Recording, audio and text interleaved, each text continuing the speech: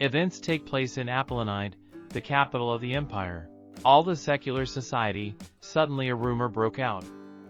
The main culprit of the rumors always turns out to be a woman, the only sister of the current emperor and the only one in the empire of the great Duchess, Rosalyn Idris Apelden. She always behaved eccentrically. Instead of having tea parties with the other ladies, she preferred to spend time with sweaty knights, and at one point was left wearing pants and walking with a sword instead of a dress. Surely this is a noble duchess? The imperial family is not, after all, with commoners to keep slave lovers. The princess's birthday is approaching, so there will be a ball at the imperial palace, said the duchess's brother. The Grand Duchess herself, who is not easy to see, will be there, and so the day of the ball has come. Congratulations to the princess on her birthday.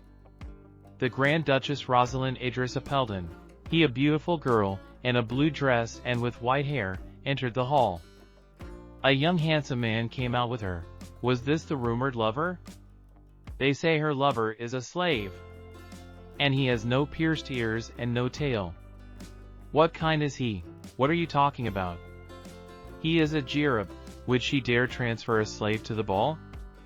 That she had a slave lover was idle gossip from the beginning. Stay here, I will say hello to His Majesty, said the Duchess. Do you want me to stay here alone? The young man answered her. Then will you come with me? Sneeringly asked the Duchess. If you don't want to talk to people, go to the balcony. If you close the curtains, no one will even come in. That's what everyone usually does. I'll come to you later. I'll see you soon.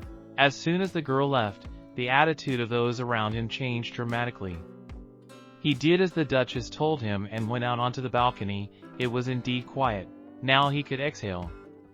The people in Bali made the young man very uncomfortable. You know, Fenrir, tonight is the princess's little sister's birthday ball, so everyone will keep to themselves. But on ordinary days, there's someone hiding in the garden plot and doing all sorts of horrible things. Fenrir recalled one evening. Suddenly he felt a look from behind him, a little girl looking out at him. The little girl asked him, "What are you holding in your hand? Is it alcohol or just a drink? Can I try it?" "No, drink something else," the young man answered her. But the girl was persistent and asked again, "Are you sure you can't?" "All right. Try it," and Fenrir gave her his glass. As the girl took one sip, a maid came running out of the hall. "Your Highness, how can you drink what some stranger gave you? If you are thirsty, just tell me. I thought this drink was different because it is drunk by a prince who came from a distant country." Fenrir was surprised to be mistaken for a prince. The guests in the hall heard what the girl said and also thought he was a prince who had come from a distant country. At this time the Duchess had already come to the young man. "Well, is she nice?" "I mean my niece Melody. She called me prince." "Yes, I know. It's just that everyone was asking who you were. I said you were a prince who escaped from a distant land because you were falsely accused, while there was a struggle for the throne. That's how Prince Fenrir got to our empire to escape his pursuers. You're going to kill your uncle, stage a rebellion, and regain the throne. And I, for the sake of justice, help the prince and plan to participate in the war as an ally. If my identity is revealed, the interference of the empire will be known, so I will fight in disguise. And when did you have time to make all this up? Don't worry, darling. My niece is pretty bright. She won't believe you're a real prince. She just likes to fantasize. If she finds out I'm a slave, she won't like it. Melody is like me in character. I don't think she'd be uncomfortable. Besides, you weren't originally a slave." After these words, Rosalind kissed the young man and everyone in the hall watched it with their mouths open. Surely they were all jealous of her. "Since I said hello to the emperor, my business here is over. Let's go home." Already at night, in her room, Rosalind went to bed, together with Fenrir. In the capital of the empire, there is a place called the Green Estate. It looks like an ancient castle from fairy tales, and towers majestically against the green forest. This estate has the richest history among all the mansions and the imperial family. People often stayed in it, but no one lived here all their lives. This place has long belonged only to the emperor. There have been no other masters, and the manor. Except for one person, Rosalyn Idris Apelden. Your Highness, what's wrong? Just a headache. Perhaps I haven't slept well. I've had a headache since early this morning. Duchess Rosalind. Your Highness, my Lady Elon requests your audience. A servant tells her, My Lady Elon? Yes, she said she had something to tell you. However, I didn't think she'd announce her visit on the same day. Show her into the drawing room. I'll be with you in a moment. When Rosalind entered the room, her niece jumped into her arms. It's been a long time, Elon. You look well. Rosa! Accept my present quickly. It was some kind of iron box. A box? This gift is quite impressive, said Rosalind. As soon as I saw it at the auction I thought of you, Rosa, so I named a high price and won. I didn't wrap it, but it's what's inside that counts. Open it! Elon shouted. If he's well cared for he'll live up to his price. When the servants opened the cage, Rosalind saw a slave. I happened to see it at an auction and immediately remembered that you don't have a slave in your house. A slave is quite a useful thing. If tamed, he can stand up to 3 trained knights, so good for the role of bodyguard. He's so small and young, he's not much of a bodyguard. They grow up fast. In 2 years, he'll be a young lad. You can't use a full-grown one. You can only tame them when they're young. An adult slave who does not love his master will not serve faithfully. He only blindly follows his partner. Therefore, if you want to use a slave, you must take him while he is still young. And the easiest and fastest way is a mind-altering drug. He's blindfolded and gagged. His hands are shackled, also brought in boxes. Does he have any idea what kind of situation he's in? So she wouldn't have to listen to her aunt's bickering, Elon said she had an appointment and quickly said goodbye to Rosalind. See you later, Your Highness. What do you want me to do about it? Asked the Duchess the servant. Rosalind did not think it right to buy and sell slaves. The Duchess said to bring wine and wash the boy who was brought in the cage. After a while, the Duchess had Eleanor Greenwood come in. I did all the essentials. The wounds will heal in 2 or 3 days. Slaves usually heal very quickly. The scars remain because the same place was scarred and cut hundreds of times. Eleanor Greenwood was from an aristocratic family. She was one of the few who was educated in the academy. Now she became a doctor and cares for slaves. Thank you for responding so quickly and coming, Eleanor. What kind of medicine did they give him that he doesn't even wake up? I'd never dealt with wounds like that, so I couldn't have handled it myself. At first I wanted to send him back to Elon. But then I changed my mind. If I send him back, he'll still be a slave. He'll be treated worse than before. As soon as he's a little better, I'll let him go. And I'll tell Elon he escaped. He must have lived somewhere before. Or there's a place he wants to go back to. There might not be such a place. Eleanor answered her, or Eleanor. Since he was caught, it means that his home has been taken over by the Dots, and going back to such a place is like voluntary surrender to the slave traders. Or maybe he didn't have a homeland or a home to begin with. He could have been born into a family of slaves. In that case, he has nowhere to go back to. Whatever the circumstances, once he's on the street, he'll be caught again and sold into slavery. What shall we do then? I can't just leave him here. Why can't you? Because he is a prisoner? Eleanor asked. That is not the problem. He is still very young. And I'm not old enough to be his parents' place. It would be worse for him, too. I know what you mean, but he's not a child. He looks like a boy, but he's at least 20 years old. When he meets a partner and becomes an adult, he will most likely look like a normal person. Then he can go outside without the risk of being caught again. Wait, can he take on a fully human form? Rosalind asked. Prisoners, regardless of age, have ears and a tail like animals. Or some physical features that normal people don't have. Of course, not everyone is like that, but it is possible in this case, because this child belongs to the Karen tribe. It is a very rare species, even I have almost no information about them. And even rarer are those with dark skin. Most slave owners probably think dark skin is a mutation. These don't sell well, and if they make noise, they will begin to interfere with the trade and make a loss. Alan talked about him as if he were something special. And when she finds something even slightly unusual or rare, her eyes light up. If a thing says it's the only one in the world, let it be damned, but she'll certainly give any money to get it. Anyway, you can't let him go now. You're going to worry about him yourself and you can't let him go, can you? Well, I don't think so. What? If he didn't bother you, you'd kick him out as soon as you got him. You get rid of anything that might bother you. Don't you, Rosalyn Apelden? It was getting dark and it was time for Eleanor Greenwood to go home. Rosalind wanted her to stay with her another night, but she said she had a patient waiting for her tomorrow and couldn't stay any longer.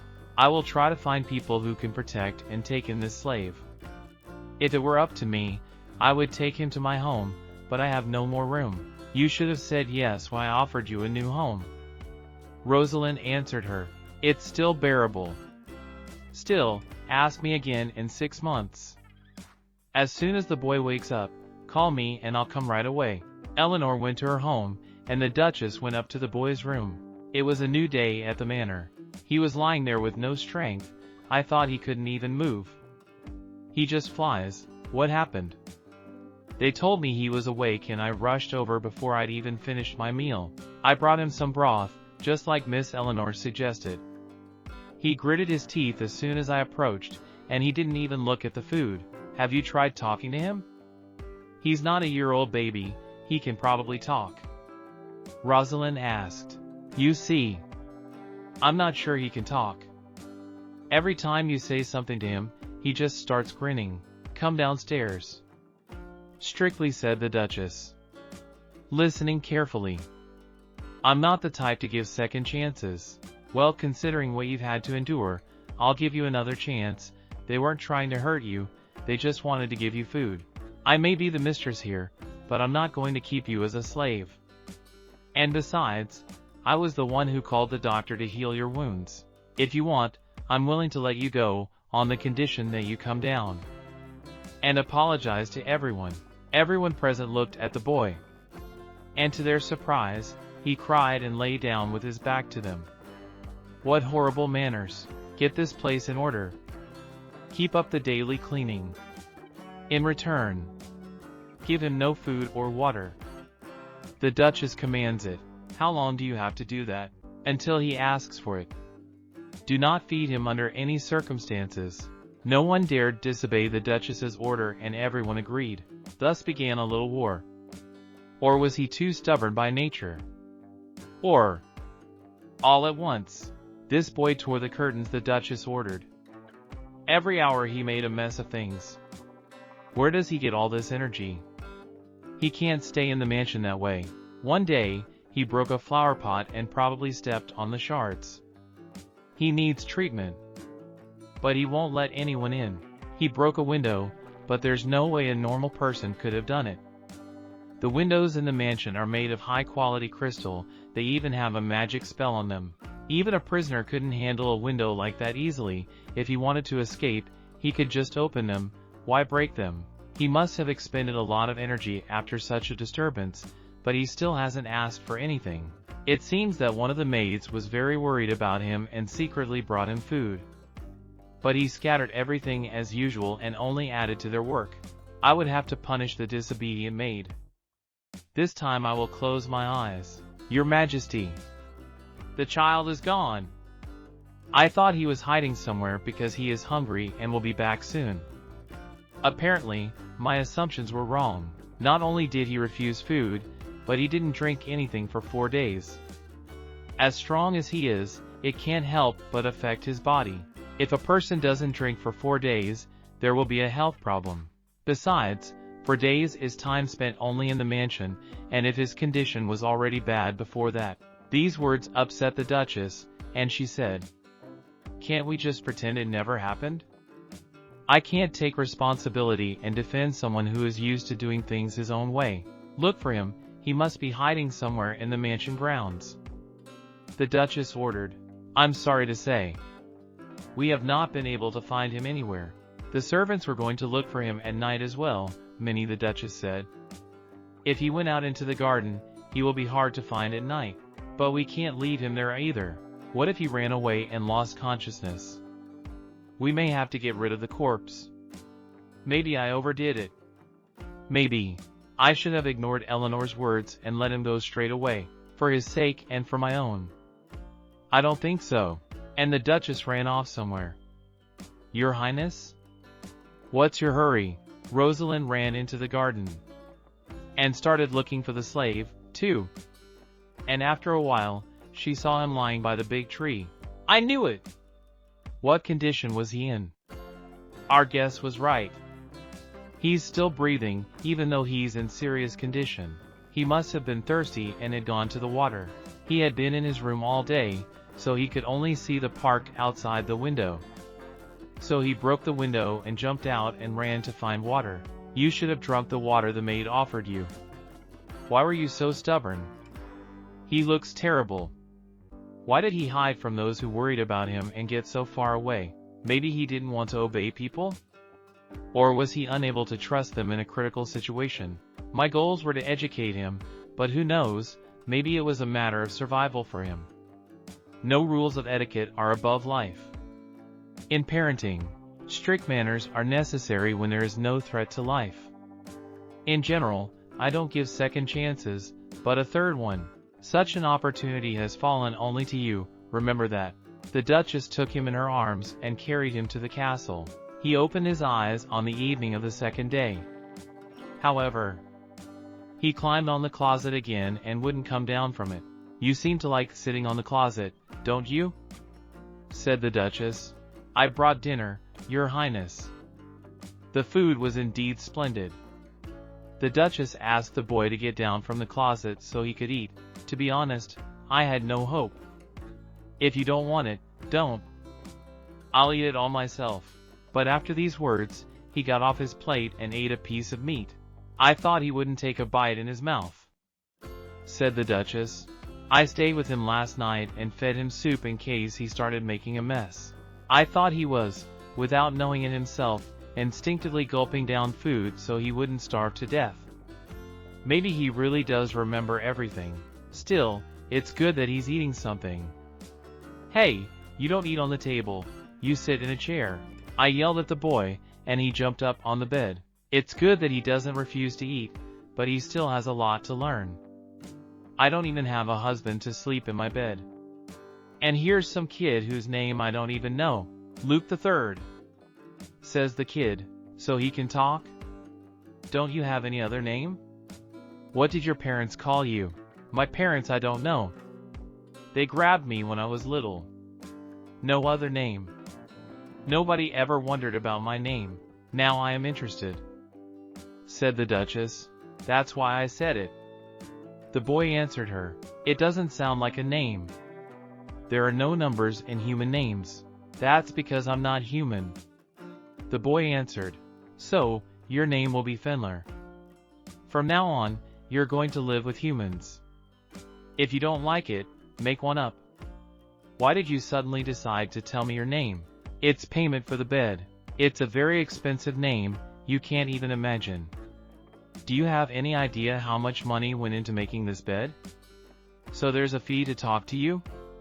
How grateful I am to you. It's the one thing you can't take from me. And so far, no one has been able to make me talk. I still haven't talked once, said Fenrir sitting on the bed. No one? No one at all? The Duchess asked. No, no one. Well, if you climb on the table again, you will drink plain water instead of soup. And another thing. This is my bed. I just let you sleep on it for a while because you were sick. If you have recovered, go to the room that has been prepared for you. But instead of going obediently, he turned away from her and covered himself with a blanket. What a lousy bastard. I certainly expected this, but he doesn't listen to me at all. Why don't we just move him? Well, he just woke up. Let him sleep here tonight. And Rosalind lay down beside him. She began to have strange thoughts. I mean, he's 20 years old. Maybe. No, I shouldn't think about it. I won't get anything out of my thinking anyway. And so began Fenrir's life at the Duchess estate. As a result, they settled on the name Fiddler. Perhaps it was the influence of the name, but now the servants began to treat him as a member of the family. Though not everyone was of that opinion, the reason was obvious. The man who disliked the boys was her nephew. They couldn't express their disdain openly, but Fenrir was very sensitive to the hostility of others. And one day, when the boy climbed on the closet again, the Duchess asked him, "By the way, Fenrir, why did you run away?" The boy immediately sensed something wrong. When he saw the shoes in her hands, "I just want you to start wearing shoes." What's strange about wearing shoes? On the contrary, it's strange not to wear them. But Fenrir was a beast man and never wore shoes. So you've been living wrong your whole life. Now it's time you started wearing them. You go barefoot for 5 minutes and your feet go black. Do you really intend to walk on your son all 365 days a year? Besides, it's dangerous. They are not very dirty. Fenrir said indignantly, staring at his bossy leg. Of course not, you just took a bath. Rosalind said with an indignant face. You've done God knows what. But if you go barefoot, your feet will be filthy. Like all beastmen, Fenrir didn't care if his feet got dirty. Now you have to think about it. I'll try to put it on. But Fenrir still looked at the shoes with some apprehension. Slaves can't wear shoes. Sadly, the boy said. You are not a slave, Rosalind told him. I burned your papers. I don't need them. And the Duchess began carefully putting on the boy's shoes and said, if you want to live here, you must wear shoes. Since the boy was unaccustomed, but he wanted to live in the castle, and the Duchess, he with a sad face, agreed. From then on, the boy did not make any trouble in the castle. He soon became more obedient.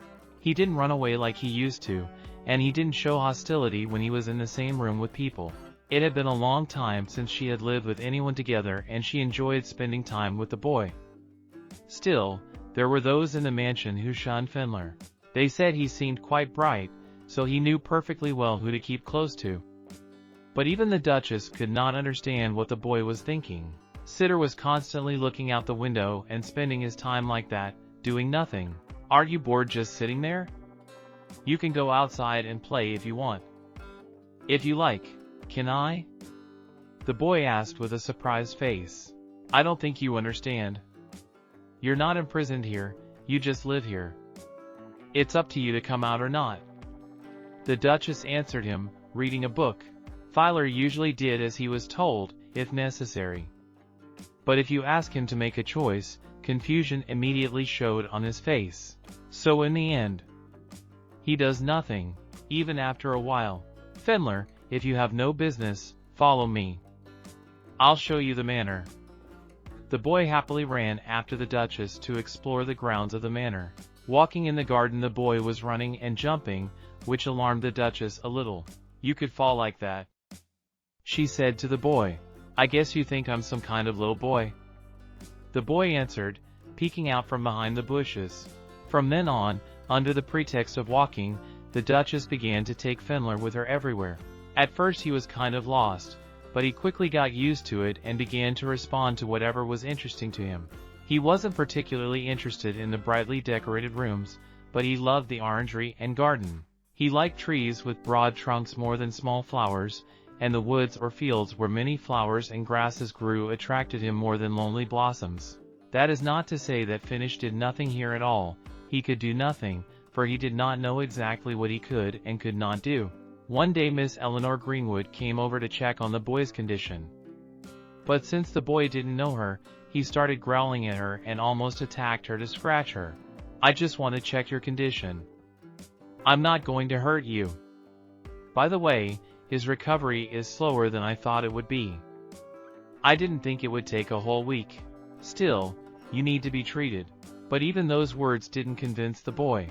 And I do not trust doctors, shouted the boy and jumped on his favorite closet. There was nothing wrong with Eleanor, but such behavior was undignified.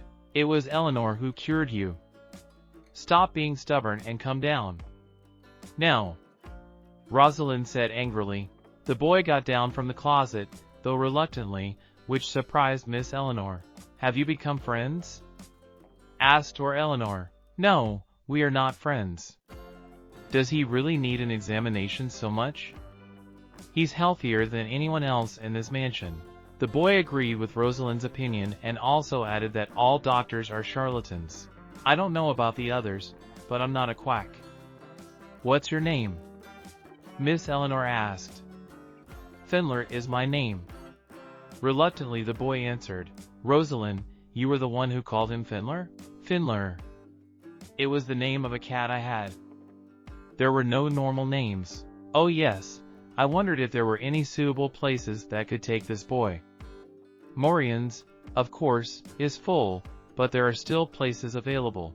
You just have to tell them and they'll make all the arrangements," said Miss Eleanor.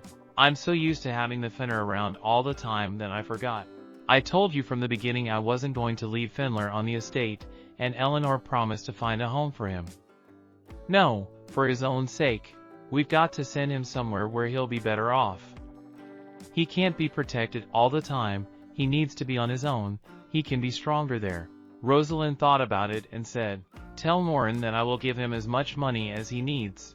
Then you should have said that I would bring other slaves to him as well. Even if you had to spend your entire fortune. By the way, the social filer is pretty good. No problems on the outside, he seems to be eating well and all his organs are fine." "Good, he hurt me a lot. Now he'll be able to leave in peace." The boy sitting on the bed and almost crying said, "I didn't ask for this. I didn't ask to be treated or saved. I never said I wanted to go to some orphanage, and I never said I wanted to come here. I don't want anything at all. So don't kid yourself like it's all about me. That crazy woman who brought me here, you think only of yourself." With these words the boy ran out the window and ran into the garden. Miss Eleanor was worried that he would have to be looked for, but Mrs. Rosalind reassured her and said that the boy would come back on his own. The Duchess then gave the carriage to Miss Eleanor and said goodbye to her. Going to her room, she lay down on her bed and began to think of Fenrir. "It's too quiet here without him." Some time later, Rosalind went looking for the boy in the garden. "Are you running away on purpose so that I have to look for you every time?" "I also gathered myself so high." "Why don't you answer?" "I hid so you wouldn't look for me. So leave me alone and go away. If you didn't want me to find you, you should have run farther beyond the confines of the place. If that's how you wanted me to get out of here, you shouldn't have rescued me." Offended, replied the boy. "Is he trying to show he's not a child?" "How old are you?" "About 22, if you think about it. About 15 years ago there was a guy who was the same height as me. He said he was 7 years old, so I was about the same age. Fenrir, didn't you ever want to live together with people like you? That place Eleanor was talking about has a lot of former prisoners. You'll be better off." "And then what?" "What happens to me? If you're lucky, you get citizenship. Or go wherever you want. Something like that. I got caught on the other side of the mainland. I escaped 3 times and got caught on the 4th. Citizenship makes no sense. I can get caught in the capital and sold in the provinces, so there are no good places for me. Any place is not safe for me. Safety is fleeting, and that's even worse for me. Do you want to stay here?" asked the Duchess with the hope that he would answer positively. "I don't know. I don't really want to stay anywhere. I just don't want to be tossed around like a sack. I'm going to get out of here. I felt like I didn't belong here anyway. Besides, my opinion didn't matter. At least this time I'm not being sold anywhere." "What is it?" "Rosalind has nothing to do with Fenrir, on the contrary, he reads her as his savior. And in spite of this, Rosalind cannot shake off a nagging feeling. She has often felt this way before. It's called responsibility. If you want to stay, you can stay. But on the condition that you obey me.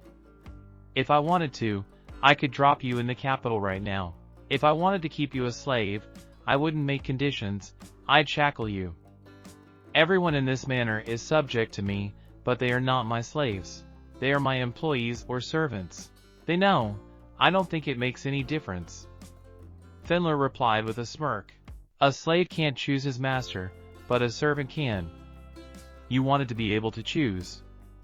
It's up to you now. But the boy, kept as a slave for a long time, didn't understand how he was given a choice. Why? Why do you give me the right to choose? Reluctantly the boy asked.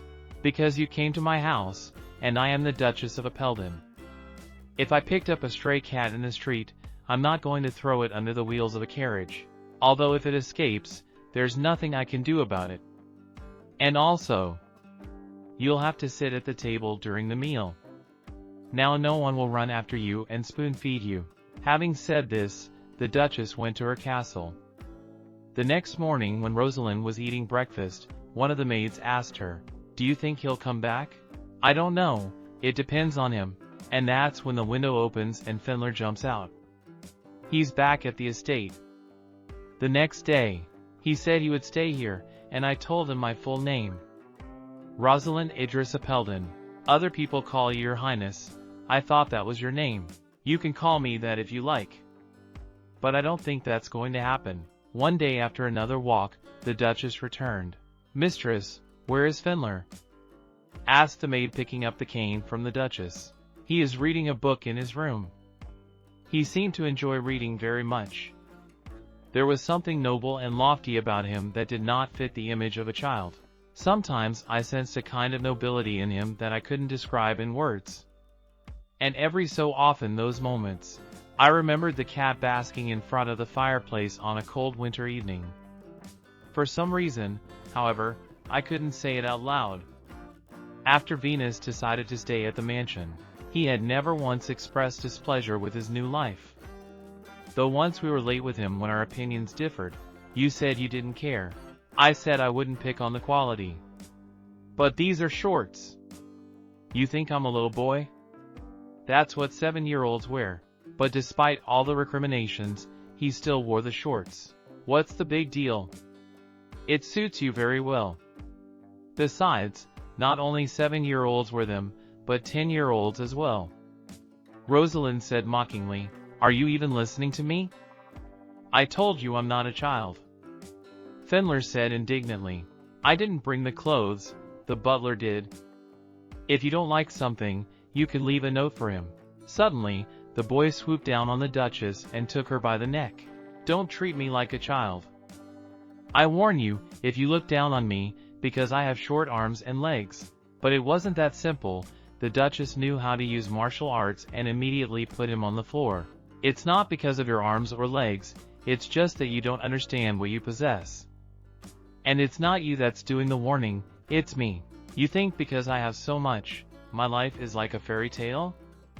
That's a shame." Getting up from him, the Duchess called to the maid and told her to make new clothes for Fiddler. Also, burn these dirty clothes. After that, Fiddler never attacked Rosalind again. Be that as it may, Rosalind had a headache about the problem of raising finger. At first she was going to hire a professional teacher, but her high position prevented her from doing so. Rosalyn Idris Apelden used to be a princess and is now a duchess. Her surroundings were all aristocrats. And all the teachers she knew were also from noble families. Despite the Duchess' orders, they were aristocrats from birth after all. There was no way they would have borne such humiliation to bring up a prisoner. So she had to teach and educate him alone. And why study it at all? Fiddler asked grudgingly. "If you can learn to tell him off, you can't be tricked into signing slavery papers." "I'd rather teach it myself than make a mess of things around me. Writing, arithmetic, etiquette, and rules of conduct that you will need in ordinary life. It won't be easy to teach all that alone, but Fiddler has unusual abilities. He learned the alphabet in 30 minutes and learned to read in half a day. To teach such a student who grasps everything quickly. It was a pleasure. Once when Fiddler was strolling through the castle, Duchess Rosalind's nephew wanted Fiddler to fall. But he was a paved boy and quickly jumped over the obstacle. A maid immediately ran up to him and asked if he was all right. She wanted to make the culprit apologize, but Fiddler would not listen to this and went on without paying any attention to them. When he had gone some distance he heard what the maid said. If he wanted to make fun of him, he should have done it properly. Can't you do that too? I didn't know he was coming back. How many times have I told you that prisoners' senses are heightened? Anyway, it just pisses me off that we have to put up with him any longer. Why is the Duchess so good to this slave, too? That kid doesn't even know his place. Prisoners are usually like that. The maid and nephew whispered among themselves. It is ridiculous to see him making himself out to be some important man. It was very unpleasant to hear such words. How long do I have to stay here? Fenrir asked Rosalind, sitting at the window. You are not going to keep me here all my life, are you? You can leave when you want to. It's definitely going to happen. I can assure you, nothing lasts forever. You still don't like me sometimes. The Duchess answered him. But the boy's answer stunned her more. I have never disliked you. Rosalind had read that Fenrir had become much more obedient than before because she had tamed him. Or perhaps it was because Fenrir had decided not to resist her anymore. She wondered why he stayed in the castle after all. And the reason could have been asked in person, but for laziness she did not. Because she could not guess the answer. An unexpected answer might take her by surprise. She herself did not know which of the two reasons was closer to the truth. One day Rosalind asked Fiddler to bring her books from the library, to which the boy agreed without any reproach. As he was carrying the books down the corridor one night, turned his attention to him and looked at the boy with disdain. What else is this? The knight asked. What is a slave doing in the corridor? This boy is not a slave. One of the guards answered him. If not a slave, then who is he? A spare, just in case? The knight asked the guard grudgingly. The guard replied that he was a child who was being raised by Her Highness. Doesn't she have enough government business to raise pets now, too? Again Fenrir felt a frank contempt for him. The knight could not perceive him as a man, so in anger he scattered the books Fenrir held, and then hit him in the face with his cane. So hard that he even bled. But Fenrir did not want to let himself be hurt and struck his opponent in the beard. Then he immediately ran to Rosalind.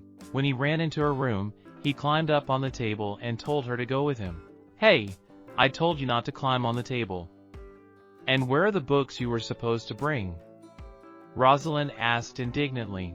But the boy wasn't paying attention to her questions. He was puzzled by the fact that some man had hit him.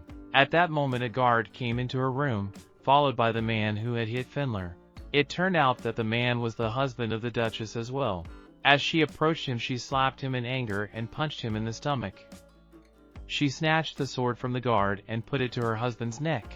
Insulting the imperial family is punishable by death, said the Duchess. In his defense, her husband said, I am still your husband and His Majesty knows that I am here. There's no way I'm going to put my own stamp on all divorce papers. I'm still a member of the imperial family. But the Duchess did not care for his words. She said that the day she sent the divorce papers, her relationship with him was over. She was so angry with him that she wanted to cut off his head. Mocking her husband, she said, I will tell His Majesty that you love me so much that you signed the divorce papers and died of grief. Even if you threaten me, you're still not divorced. Even when you had men on the side, I put up with it all. I told you, it doesn't matter how many men there are in the future. Now just stop. Rosalind threatened him with a sword and told him to shut his mouth. She demanded a divorce because she thought he was too dumb. And he was even worse in bed. I warn you, one more touch of people in my house. I'll cut your dick off and bury it in pig waste. Rosalind looked at Lucian, gripped by a terrible sense of humiliation. Finally, he wandered around silently and tossed a small box on the table. Then he left the mansion, as if fleeing from death.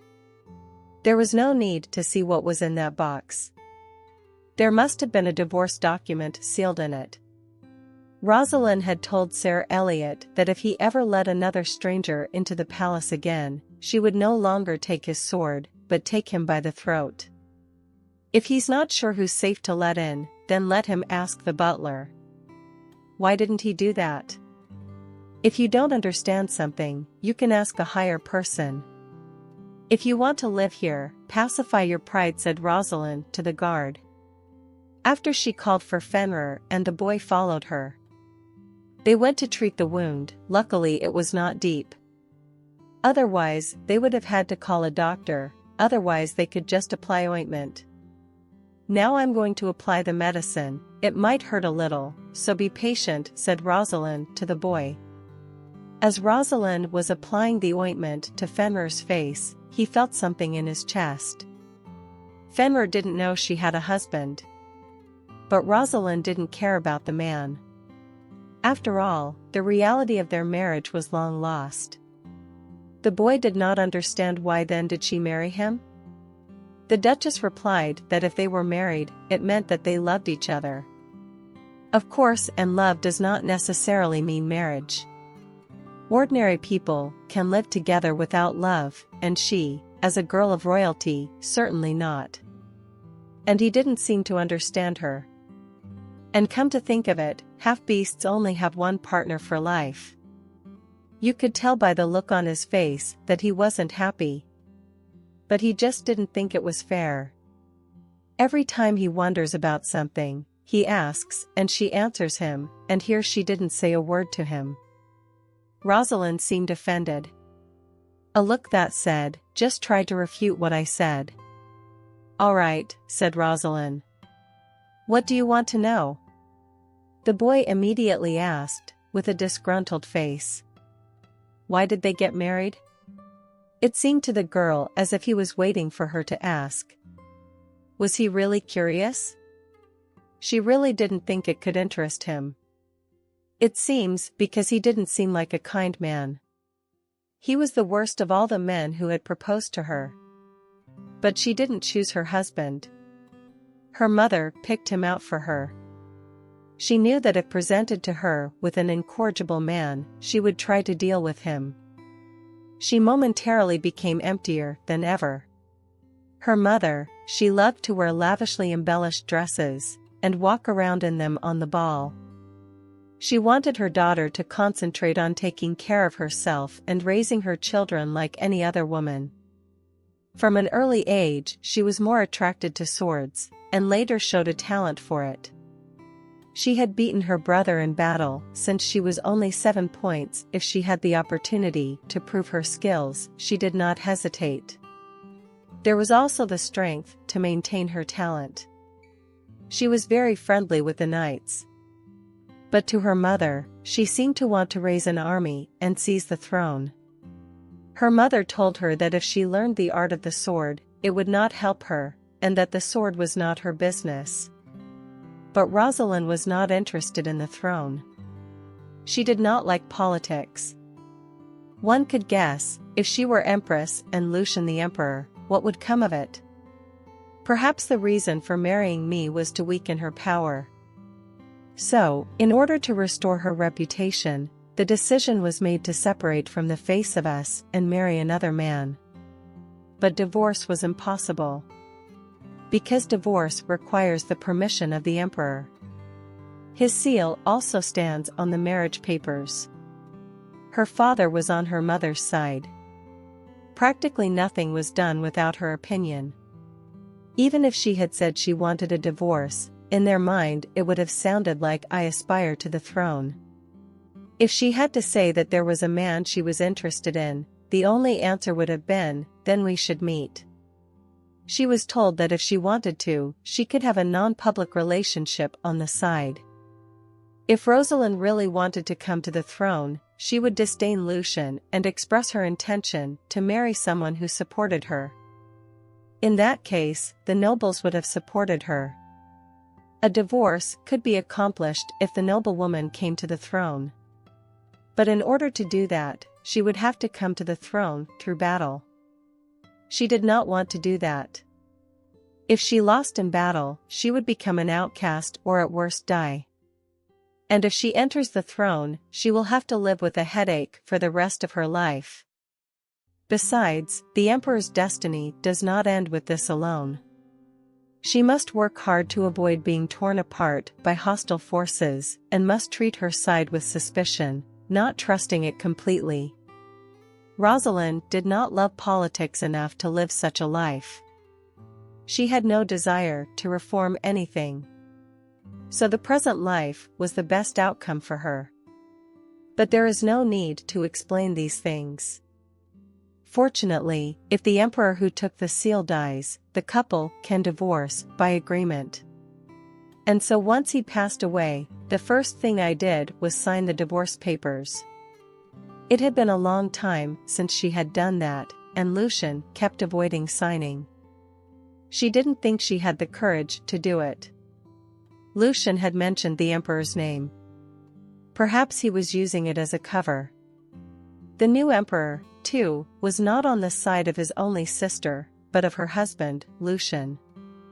His views were not so different from those of his parents. He thought of Rosalina as a stubborn and unreasonable woman who disobeyed her husband. And Lucian is a poor husband who suffers from his selfish and promiscuous wife. How ridiculous, but in any case, this was the story of Lucian and Rosalind. Although, in fact, there was no story at all. She kicked him out 6 months after he came to this house. By the way, Rosalind remembered that Fenrir had told her to leave. It seemed to her that he wanted to protect her from Lucian. She looked up at him with her eyes wide open, which made the boy look embarrassed. Boy replied that those who come in with that look on their faces usually don't have good goals. Rosalind said that people who want to hurt her usually don't come in through the front door. They climb over fences, or climb in a window, or can stealthily poison food. The boy did not understand how someone could want to hurt such a nice girl. If there are such people, it can't be avoided, so now you don't have to worry. Rosalind said she would protect him, and that he did not have to worry about anyone hurting him. No one will hurt him. It didn't make sense for them to hurt him if they came to kill her. But that wasn't what the boy was worried about. Rosalind wasn't joking. If it looked like they were going to hurt her, he shouldn't run to her, he should just hide. In a tree or under a bed, as long as he doesn't get hurt. It was Fenrir's way of saying that he was worried about her. Rosalind went on to say that if anything happened, that he should wait until it had passed, and if she died, let him run without looking back. He could run to Eleanor. At first Rosalind thought of Eleanor. But there's no guarantee that she'll be safe either, if anything happens to her. But then again, she already knows everything, so it's safer that way. The boy jumped off the table with a serious expression and said he could protect himself. And her too. But Rosalind didn't seem to like that answer. He couldn't escape 4 times. She admits that he's pretty quick-witted. But even with those abilities, Lucian won't be able to stand up to him. No need to be ashamed of weakness, just calmly accept this defense that is offered to you, Rosalind said. After these words, the boy disgruntledly left the room, saying he needed to collect all the books her husband had dropped. Rosalind immediately replied not to call him that. She hated her ex-husband. She was unhappy with the boy's behavior, saying he was in his 20s and acting like a child. When the boy walked out into the hallway, he wondered, he was always being corrupted because his body wasn't growing. However, after coming here, things were different. And he decided, whether Rosalina wanted it or not, he would never leave her alone. After the incident when Lucian made a fuss at the mansion, his name was never heard from Rosalind or Fenrir again. He no longer returned to the residence since he nearly had his finger cut off. Fenrir, who in many ways looked forward to Lucian's return visit, had to forget about him because of the enormous amount of housework. Once when Fenrir was doing his homework, the Duchess gave him a piece of paper, with Maureen's address written on it. Maureen. Even though she is half-beast, she has citizenship. They say she runs an orphanage for slaves who have nowhere to go. Well, Fenrir didn't know how to navigate addresses. And Rosalind needed to teach him. As the Duchess was about to go out to the gun store, she asked the boy. Would he like to go out into town with her? It would be better if she showed him where Morin's house was. The boy needed to have at least one place to hide, because it wasn't always possible to find one. But the boy knew his ears and tail would scare people. Spilly reassured him that if he went with her, there would be no problem. There are many half-beast slaves who have obtained citizenship and live as if they were citizens of the empire. After that, she was able to take him outside. Since Mistress wanted to buy a sword, Fenrir wanted to go there. Rosalind said it wasn't urgent, and asked if he wanted to go anywhere else. But the boy didn't know what places there were in town. This is a kid who has no craving for anything. It's probably because of the environment he grew up in. It's not something you can get used to. Maybe if you show Fenrir more scenery, his view of the world will expand a little. The Duchess asked the boy to follow her. She would show him the house whose address she had given him earlier. The boy was very worried that someone would see his ears.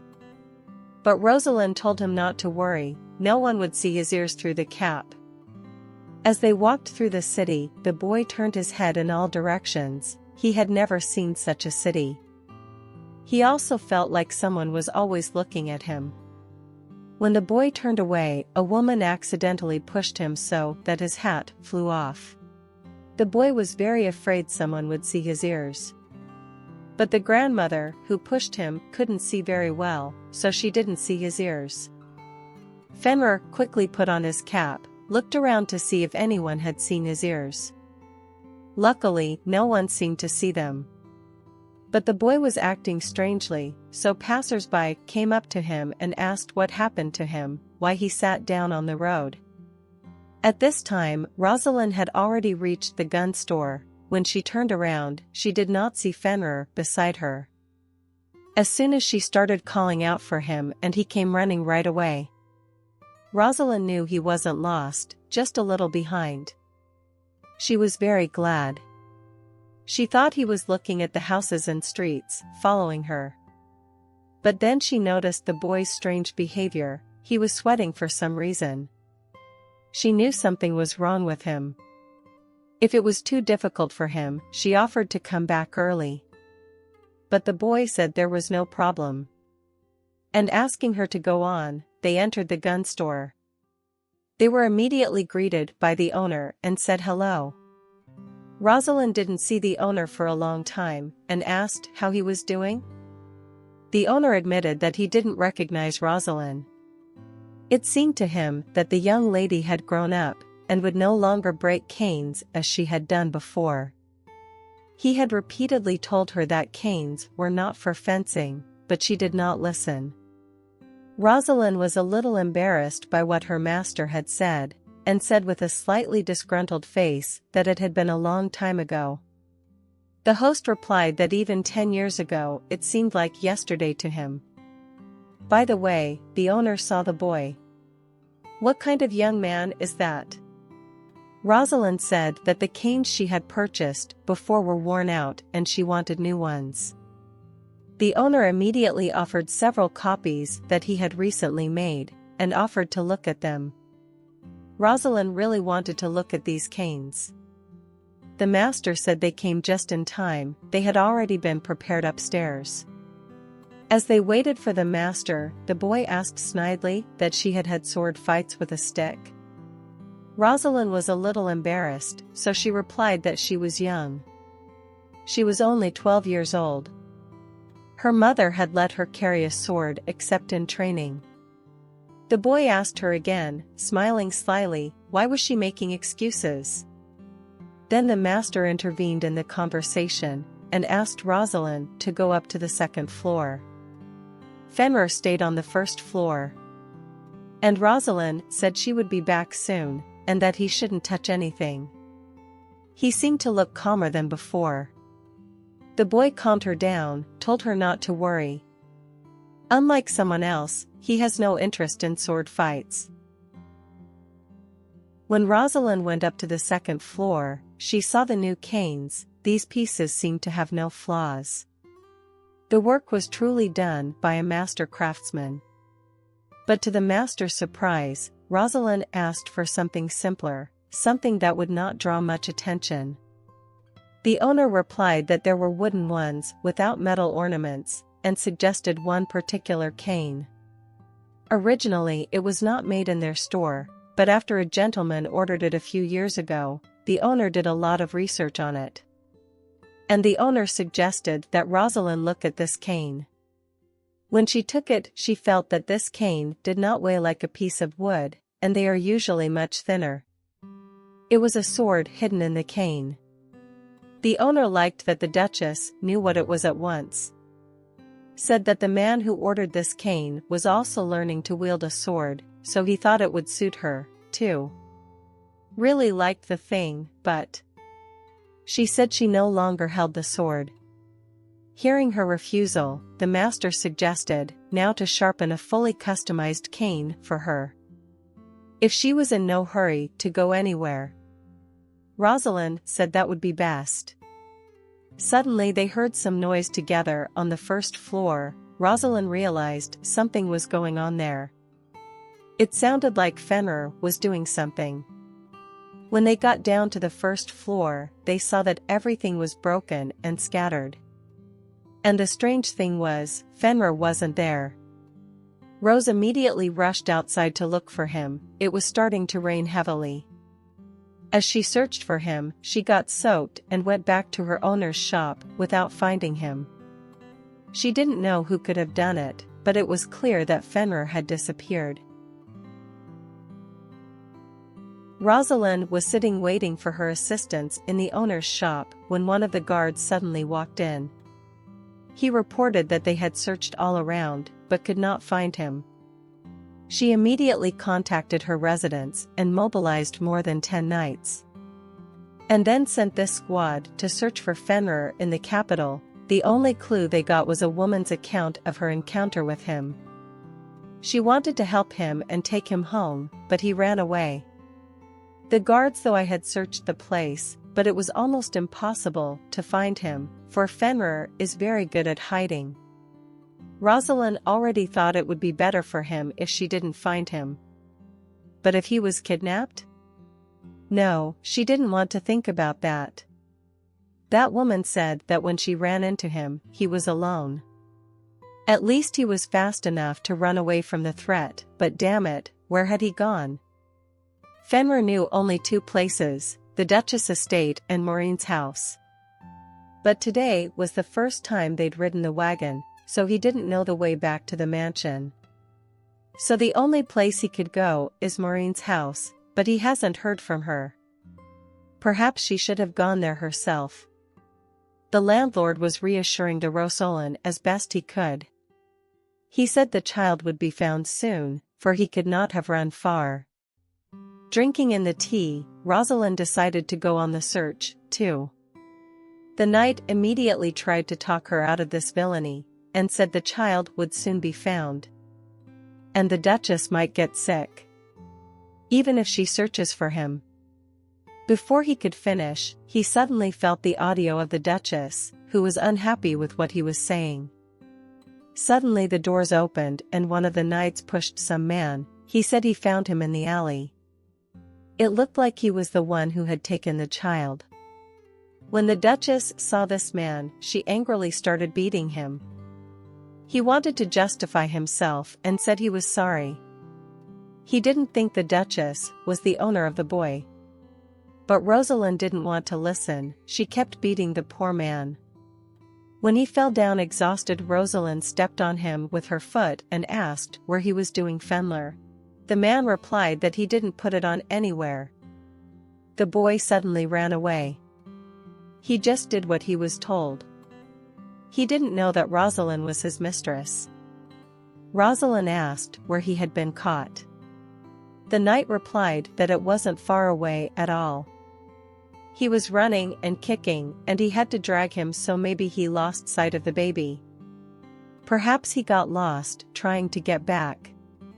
Rosalind thought this man was in a gang, so she ordered that each of them be caught. And to find out any information, even if she had to pry it out by force. After she gave the order to the knights, she turned to the master. She was very sorry that this had happened. Fenrir could return at any moment, so she would stay here another day and then return the favor. Afterward, she ordered the knights to take care of the owner, and she would go in search of him. But the knight was against such a venture. He suggested that she stay here and wait. After all, he might return himself, as she had said earlier. But the Duchess was very worried about him, saying that maybe he was being watched closely, so he could not run away, and also armed knights were looking for him, maybe he was hiding from them too. Despite even such words of the Duchess, the knight did not want her to go, but the Duchess insisted on his own. And so as not to get wet, she went looking for Fenrir with an umbrella. She walked from place to place where Fenrir might have been.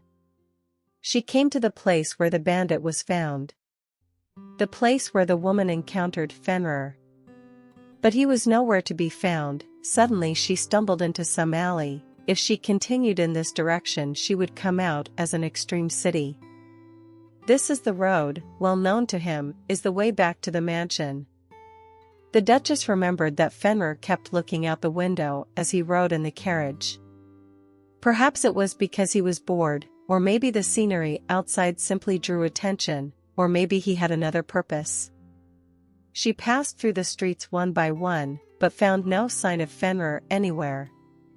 The last place he could be was the city park, which looked like a forest. Fenrir has a habit of seeking higher ground when he is in danger. This place is so densely planted with trees that it forms a small forest. Unlike bare buildings, the park is better suited for shelter.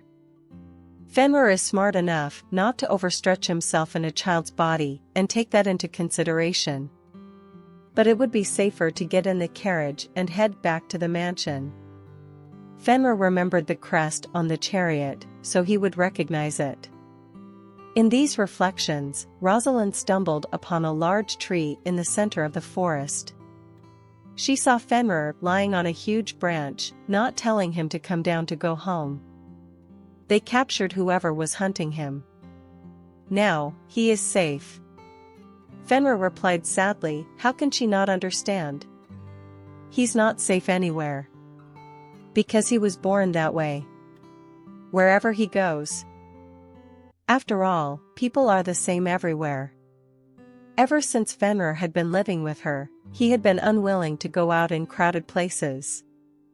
In spite of this, she dragged him outside anyway, knowing that the risk of being kidnapped was very high. Rosalind cried out with a guilty face. Fenrir, I was too careless. But the boy replied that it wasn't her fault that he was constantly being chased. On the contrary.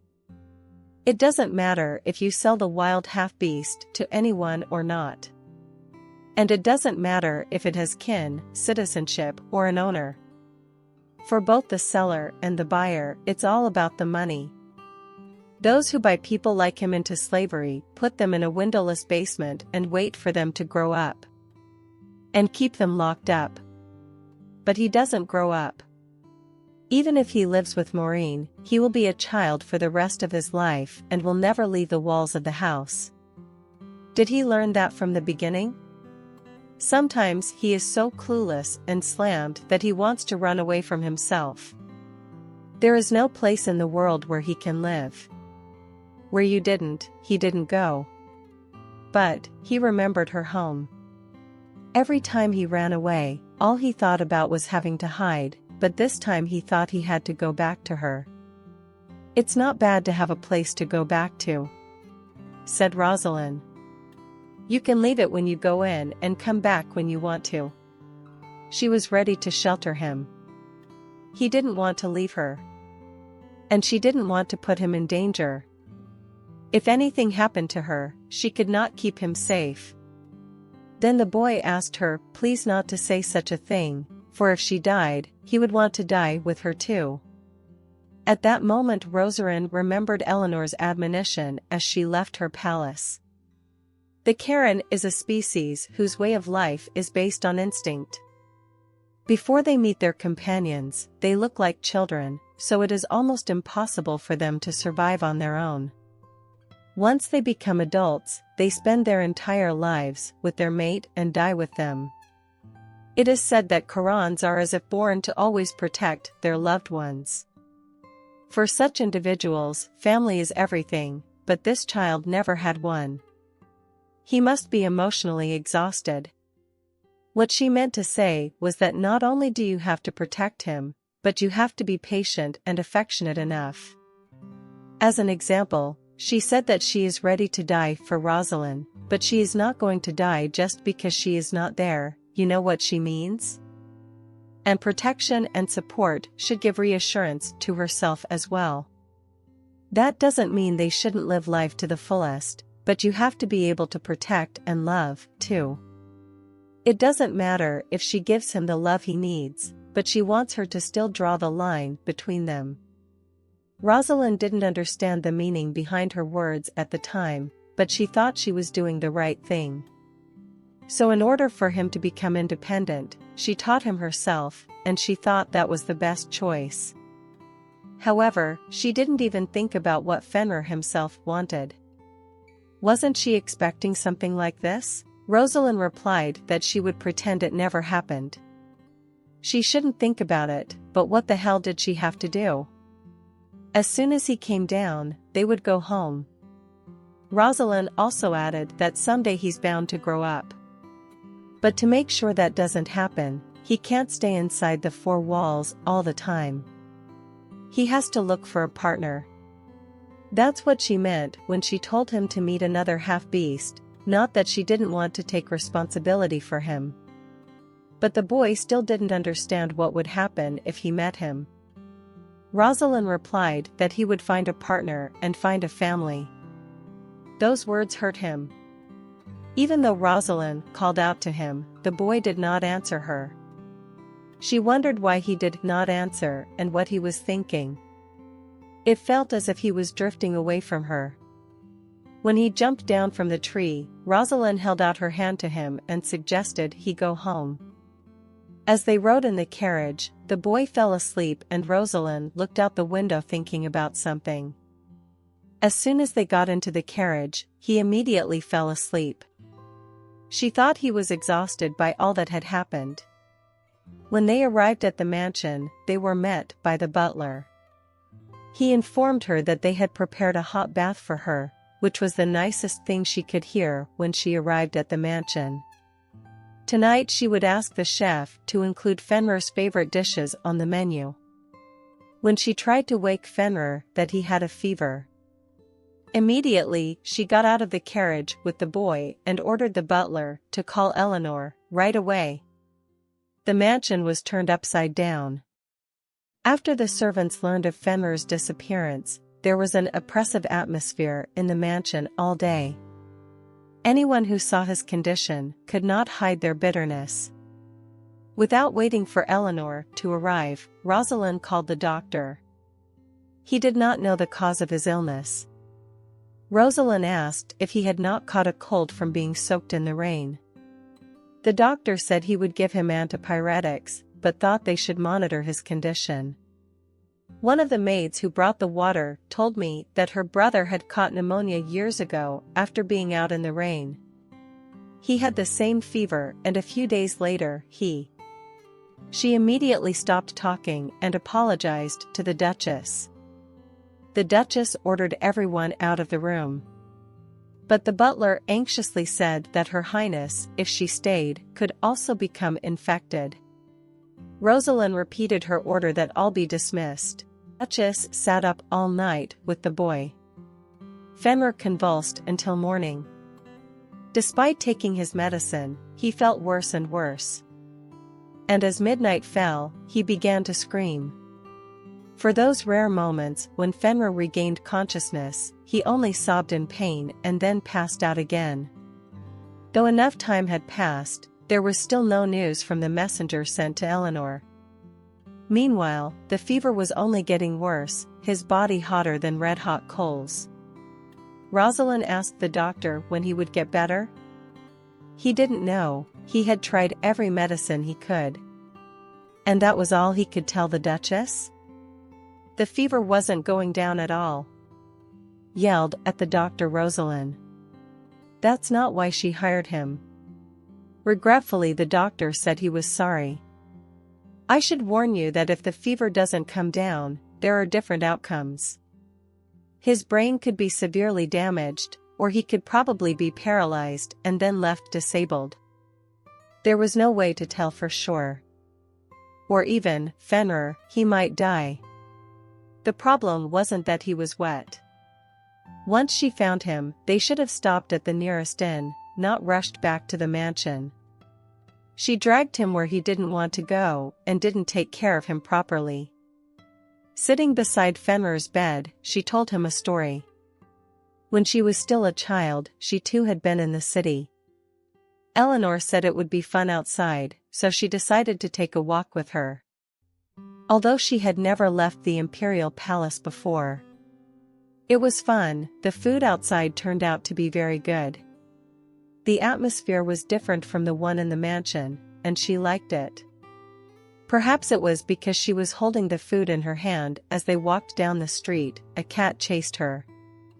She wanted to just walk past it, but either Eleanor stepped back into the alley and fed it her food, and Rosalind just stood there and watched it. It was obvious that she was very worried about the creature. He could have easily gotten sick or starved to death on the street. So she said she would take the kitten to her place. She wanted to look her best in front of Eleanor, too, because she was her only friend. She named him Fenrir. He would have been angry if he'd known she'd named him after the kitten. Well, to be honest, he annoyed her a little at first. But by the time he grew up, she had grown very fond of him. The maids took care of Fenrir, and she just went to see him whenever she wanted to see him. Since the kitten lived with her, Eleanor often came to play, but even when she wasn't with her, Fenrir was around, so she wasn't bored. About a year passed since then. And one day Fenrir stopped eating. It had been a hot day, she thought, he just didn't have an appetite. He was always more attracted to human food. So she put it on the table, thinking it would make him want to eat at least a little. At lunch, she broke off a piece of bread and gave it to him. But because she was little, she did not know that if he was not treated, the kitten could die. And so it happened. After a while the kitten died. She vividly remembered that moment. The still living creature was coughing up blood in her baby hands and suddenly dying. It was a huge blow to the young girl. Since then, she has not even been able to hold babies in her arms. Whether it was a skin, a dog, or a newborn baby. There was poison in the bread, which she found out after Fenrir was dead. The cook and maids were arrested, so there was no riot. She thought it was someone from her brother's posse. Or maybe it was her mother's doing. Because they were the only people who wanted to poison her. After that, a maid came up to her. She said that Fenrir had sacrificed his life to thank her for what she had given him. Because of her age, the maid's words seemed very cruel to her, for he was just a kitten. All he needed was food and a place to sleep. He didn't even think about dying for her. Even if she hadn't brought him to her, surely he could have lived longer. But, she was just a little girl who wanted to look good in front of her friend. She had changed since then. She was terrified of the fact that someone might die again because of her. It was as if she had snapped and stopped all her training. Ignorant people did nothing but mock her whims. Running away from fear was no big deal, so she didn't judge them. It was nearly midnight on the clock. Rosalind was still sitting by the boy's bedside. She begged his forgiveness for giving him that name. She was sorry that she had dismissed his concern as nothing. She forgot for a moment that she didn't deserve to have that responsibility. Even if someone begged her, she would never tame anyone again. If he dies, she will do his will and bury him here. in the place where he so ardently wanted to stay. She didn't know if he would want that after he died, but since he can't even speak now. And one more thing, no matter what he does, she won't leave him. So if he still wants to live, let him get better as soon as possible. The next morning Fenrir opened his eyes after all. He saw Rosalind holding his hand, but something was wrong. Something had happened to his body. He couldn't believe it, his tail and his ears were gone. Rosalind had just woken up and immediately called for Fenrir. But as soon as she saw some man in her bedroom, she grabbed her cane and threw it at him.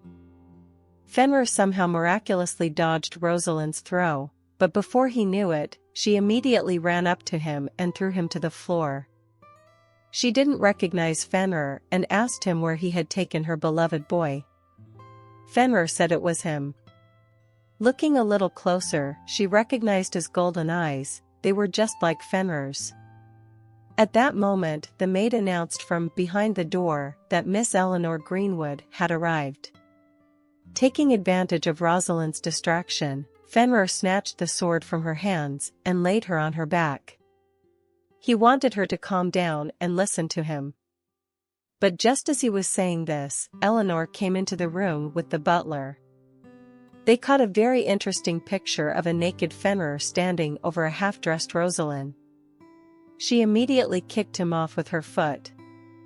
But Mistress Eleanor recognized the man as Fenrir. At that moment, Rosalind remembered something. A slave only goes through puberty when he finds a mate.